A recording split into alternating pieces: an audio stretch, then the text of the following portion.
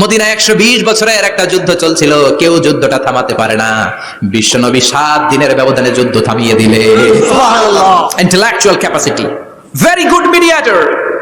এজন্য বিশ্বনবীর উম্মত যারা, তাদের অভ্যাস হবে ঝগড়া লাগায় দেওয়া যাবে না, মিলায় দিতে হবে। ঠিক কিনা? আমরা যদি ঝগড়া দেখি দূর থেকে আরো লাগায় দিতে চাই, আছে না নাই? কোম্পানিগঞ্জ বাজারে ঝগড়া, কয় লাগুক আরো লাগুক, ধরবি না, থামাবি না। দূর থেকে মজা দেখি, মজাই লাগে, এরকম ডাকাইত আছে না নাই? আগুন লাগলে পানি দিয়ে নেবায়, অনেকে তেল ঢালে, আছে না নাই? কি করবেন? মিলিয়ে দিবেন। আপনার মর্যাদা বাড়িয়ে দিবে কে? আল্লাহ। বিশ্বনবী ভেরি গুড মিডিয়েটর ছিলেন। বিশ্বনবী লজিক্যাল এবং রেশনাল ছিলেন, বুদ্ধিমত্তাকে কাজে লাগাতেন। এক সাহাবী এসে বলেন, নবী ইযান লি বিল জিনা, আমারে জিনার অনুমতি দেন। কিসের অনুমতি? কার কাছে অনুমতি চাইলো? অন্যান্য সাহাবারা এই যুবক ছেলেটাকে ধমকাতে লাগলো, বসো, এই মিয়া বসো, বিশ্বনবীর কাছে কি কথা বলে এগুলা? ওই যুবক বসে রইল। বিশ্বনবী কাজ সারালেন, এরপর বললেন, আইনা শাবাব, ওই যুবকটা কোথায়, এদিকে আসো, কি চাইছো বলো। কয়, বিশ্বনবী আপনি আমারে জিনা করার অনুমতি দেন।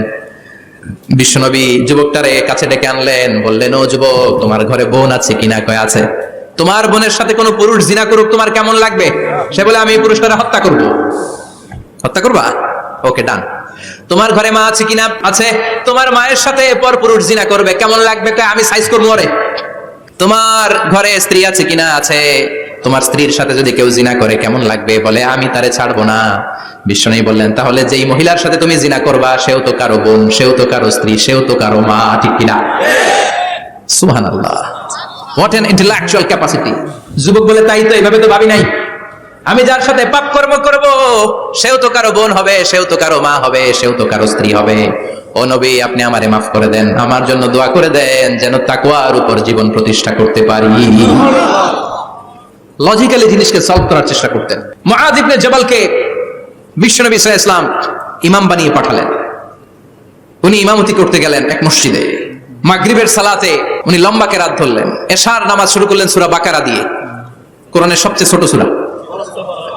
হ্যাঁ, বড়? কত বড়?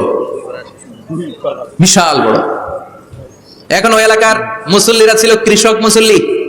এক কৃষক মুসল্লি সাহাবী নামাজের পেছনে দাঁড়ালেন, দেখলেন বাকারা দিয়ে ধরছে, কেরাত শেষ হয় না, আর দাঁড়িয়ে থাকতে পারে না, পায়ে ব্যথা করে, পিঠে ব্যথা করে।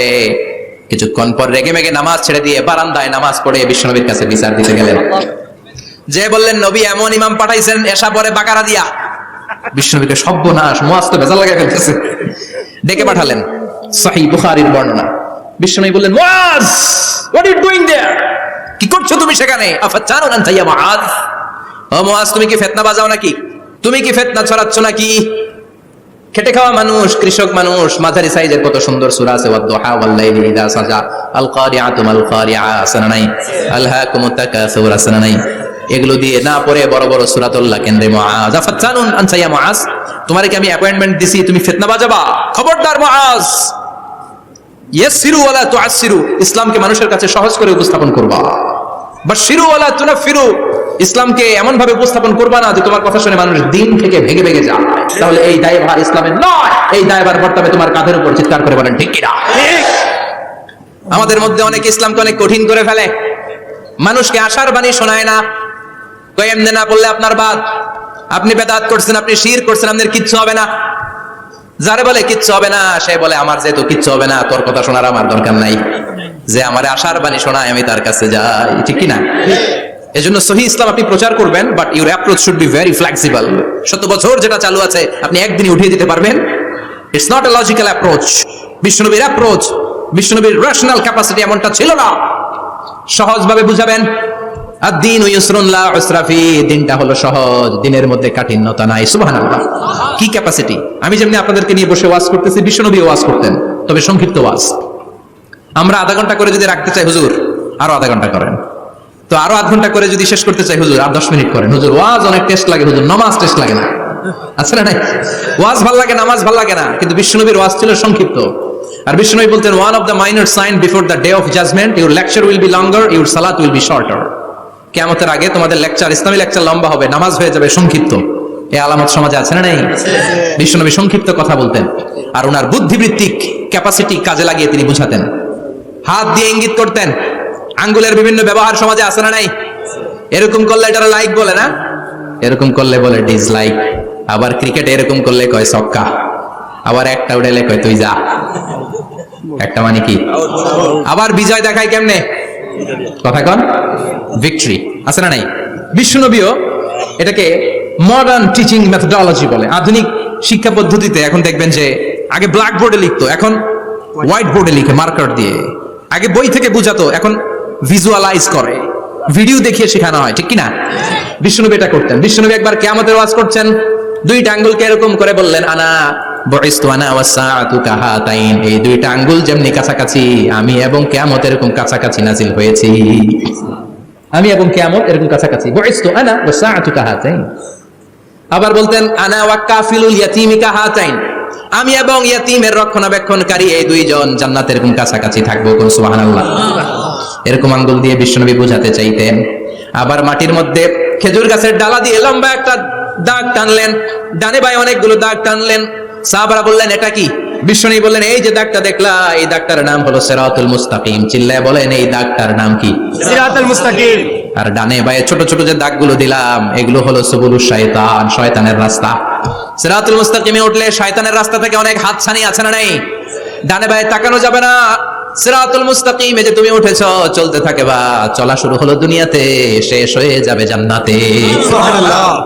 বিশ্বনবী মাঝে মাঝে বোঝানোর জন্য প্রশ্ন করতেন, কারণ প্রশ্ন ছুড়ে দিলে মানুষের মধ্যে জানার আগ্রহ বাড়ে না কমে? কথা বলেন। আমি যদি একটা প্রশ্ন করি আর বললাম উত্তর দেন, কেউ পারতেছেন, একটু ঠেকা ঠেকা ভাব, ঠেকে যাচ্ছেন, তখন হুট করে উত্তরটা বললে এটা জীবনে ভুলবেন না, ভুলবেন? কারণ ওই যে ঠেকছেন, শিখছো কোথায়? ঠেকছি যেথায়, ঠিক কিনা? বিশ্বনবী প্রশ্ন করতেন। বিশ্বনবীর এই প্রশ্নটা বলে শেষ করছি। বিশ্বনবী সাহাবাদের মাঝখানে ওয়াজ করতেছেন আর বলতেছেন, ইন্না মিনাশ শাজারি শাজারা লা ইয়াসকুতু ওয়ারাকুহা মাসালুহু কামাসালিল মুসলিম। বললেন, আমাদের এই ভূখণ্ডে এমন একটা গাছ আছে, যেই গাছের পাতা ঝরে না, এই গাছের দৃষ্টান্ত মুমিনের দৃষ্টান্তের মতো। বলো তো গাছটা কি? কে জানো? কেউ কথা কয় না। কি গাছ? কি গাছ? কেউ কথা কয় না, কেউ বলতে পারে না। কেউ বলে শাজারাতুল বাওয়াদি, ওই ক্যাকটাস গাছ, পাহাড়ি গাছ, ওই গাছ, সেই গাছ, কেউ বলতে পারে নাই। বিশ্বনবী বললেন, কেউ পারো নাই? সঠিকটা শুনে নাও, ইন্নাহা নাখলা, এটা খেজুর গাছ। সুবহানাল্লাহ পড়েন। সাহাবীরা ভাবছে এটা তো ঘরের পাশে আছে, এটা মনে কয় নাই। সব ঘরের চিপায় আরব দেশে খেজুর গাছ, সাহাবারা ভাবছে এটা তো ঘরের গাছ, এটা মনে হয় জিজ্ঞেস করে না, এই জন্য দূরে দূরে চিন্তা করছে। কোন সুবহানাল্লাহ। সব সাহাবীরা বাড়িতে ফিরে গেলেন। উমরে ফারুক, ওনার ছেলে আব্দুল্লাহ ইবনে উমরও গেল। আব্দুল্লাহ বলে, আব্বা, বিষ্ণুনবী যে জিজ্ঞেস করেছিল, বলো তো কোন গাছের পাতা ঝরে না, যে গাছের দৃষ্টান্ত মুমিনের দৃষ্টান্তের মতো, আপনারা কেউ পারেন নাই, আমি কিন্তু জানতাম এটা খেজুর গাছ। উমরে ফারুক বললেন, বেটা কইলি না কেন? কইতে পারলে নবীর সামনে আমার কলিজাটা এত বড় হয়ে যেত। সুবহানাল্লাহ। আমার কলিজার টুকরা ছেলে পেড়েছে, কেউ পারে নাই। আব্দুল্লাহ বলে, বাপ চাচা আপনারা কেউ পারেন না, আমি কই কেমনে? শরম লাগছে, শরম।